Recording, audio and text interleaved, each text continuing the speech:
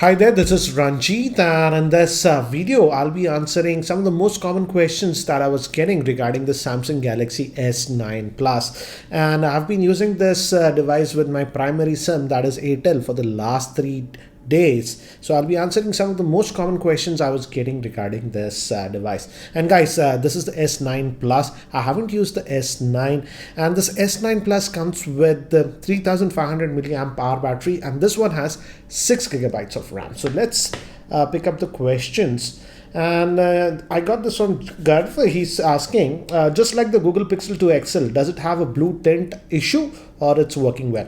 Regarding the screen, you don't have to worry. It's the best screen that you have seen. No issues. It's a Super AMOLED screen, and you don't have that tint issue or viewing angles issue that we had with the Pixel 2 XL. So in terms of screen, don't worry. It's one of the best quality screens that you can get in the market. This is by Sabarg. He is asking, how is the stereo speaker quality?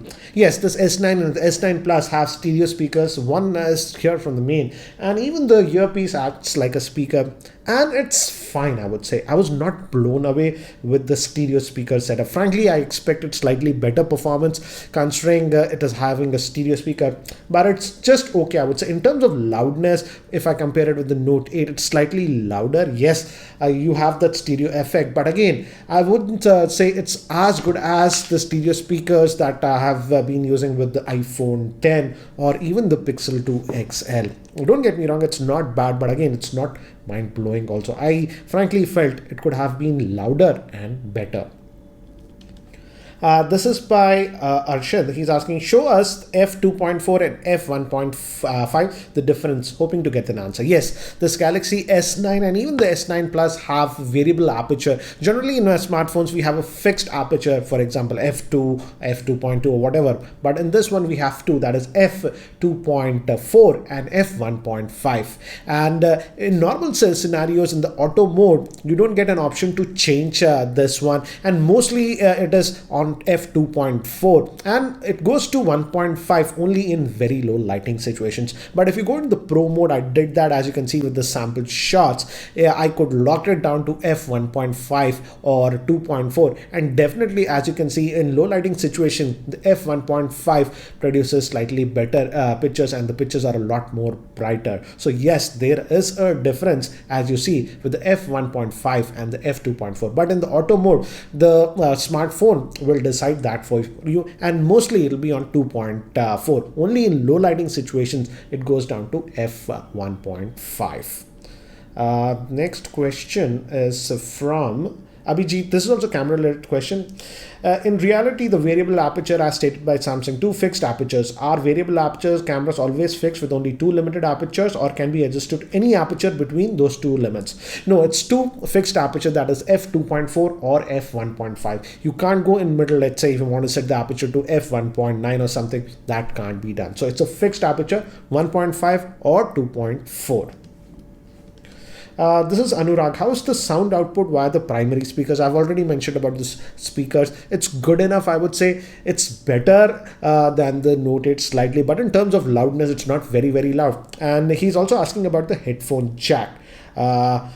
So I also tested the audio quality via the headphone jack, and this S9 Plus has that Dolby Atmos support, and it also works when you are plugging in, a headphone jack. And I have to say, in terms of audio via the headphone jack, this S9 Plus is marginally improved if we compare with earlier Samsung flagships like the Note 8, etc. So yes, the audio output and even the audio output via the headphone jack is improved, I would say, compared to earlier Samsung flagships, and I was satisfied with the audio output via the headphone jack. But one thing to note is that if you compare it with other smartphones like the LG V30 Plus, that had slightly even better audio via the headphone jack, but this one is good enough. But with the heavy headphones like Audio Technica, etc., I had to put the volume levels at almost 90% for it to be loud. So if you have very, very heavy headphones, then again, it might be not as good as the LG V30 Plus. But for normal users, I would say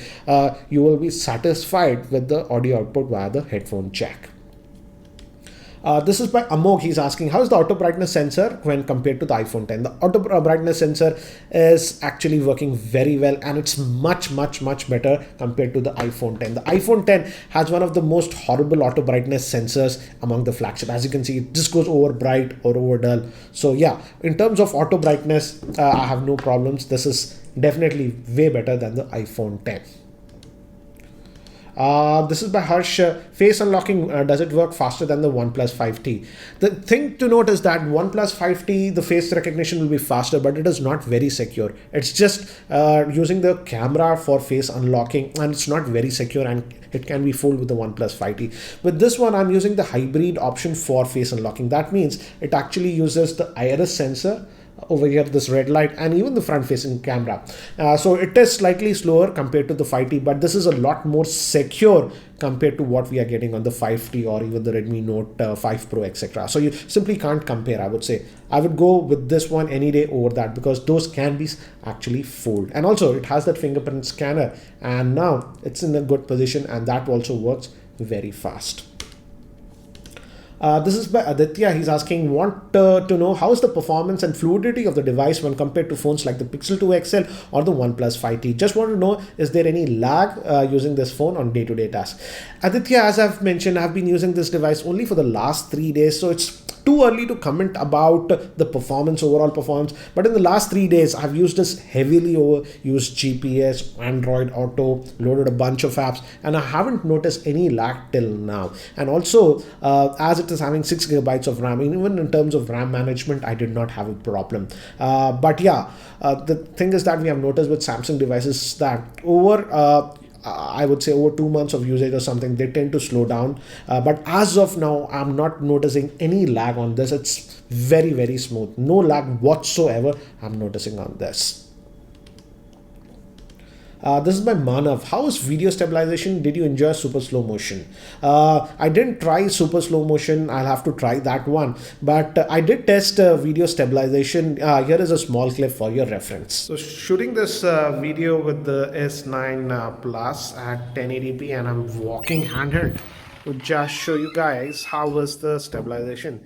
And there's not a lot of light, so this is what you can expect in terms of video in artificial lighting and if you are moving around.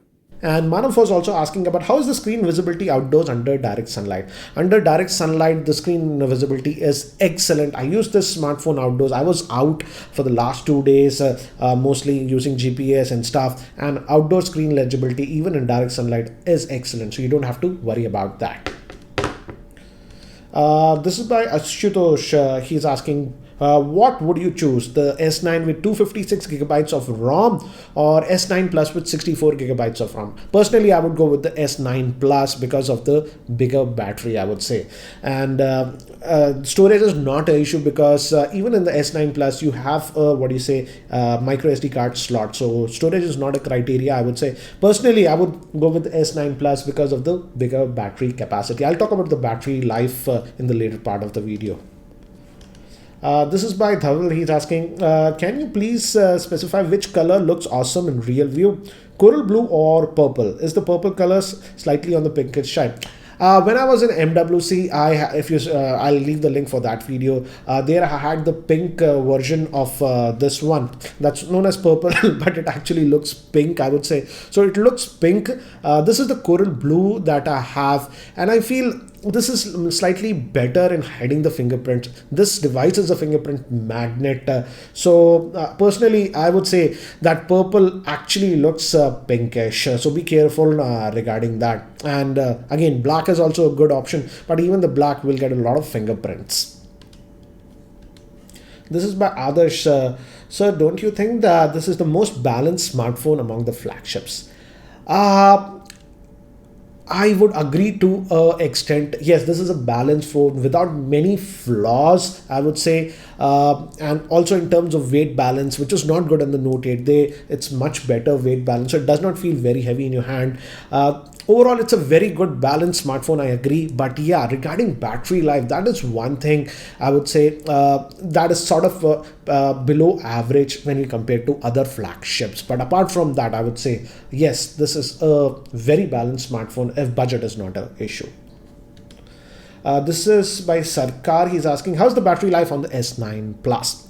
This has a 3500 milliamp hour battery, and I have to say the battery life is just average. Again guys, it's just 3 days since I've been using this, so the battery life might improve after a couple of days of usage, but as of now, as you can see from the charts, the battery life that I'm getting is just sort of average, with just over 24 hours of usage. I was hovering around just about 3 hours of screen on time with this one. So again, not great, but with regular usage, I would say you'll get a screen on time between 4.5 hours to a max of about just 5 hours. Again guys, I've been using this device with the always on display option. So if I disable this always on display option, maybe I'll get slightly better battery life. But even when I was using the Pixel 2 XL or the LG V30 Plus, I use them with this always on display option.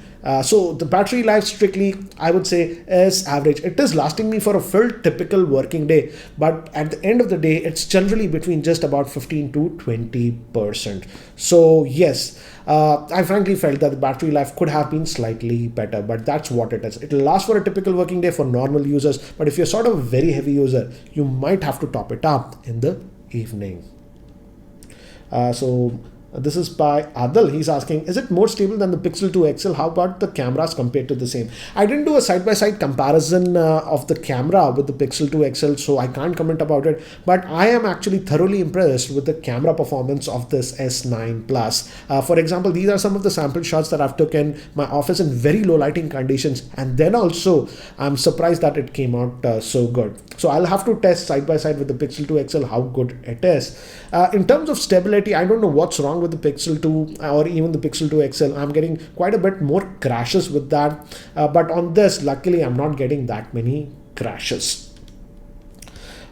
This is by Harsh. How's the RAM management? As I've mentioned on this S9 Plus, as it had 6 gigabytes of RAM, I haven't noticed any RAM management issues as of now during the last 3 days of use. And as you can see, I'm running tons of apps. It's not like I'm not running tons of apps.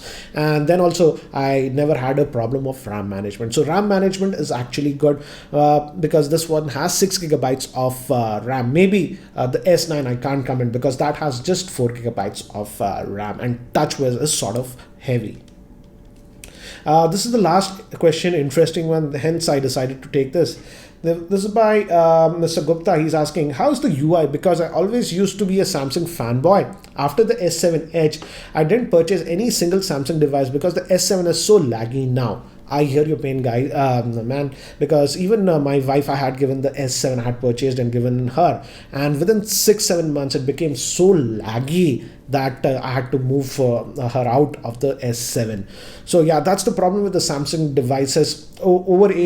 Sometimes they don't age that much. But as of now, I feel this should do a lot better because this is having 6 gigabytes of RAM. And Samsung, yes, most phones don't need 6 gigabytes of RAM, but I feel Samsung needs that because it has a lot of services running, TouchWiz, and also has that unnecessary Bixby that runs in the background.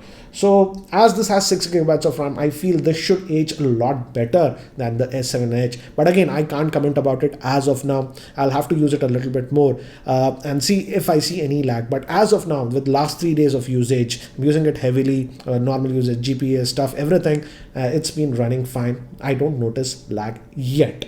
So guys, these were the common questions that I was getting regarding the S9 Plus. If you still have any other particular questions regarding the Galaxy S9 Plus, do post your questions in the YouTube comment section below and I'll try to include them in my full review. And if you're still not subscribed to my YouTube channel, hit that subscribe button. Thanks for watching. This is Ranjit and I hope to see you in my next video. Take care.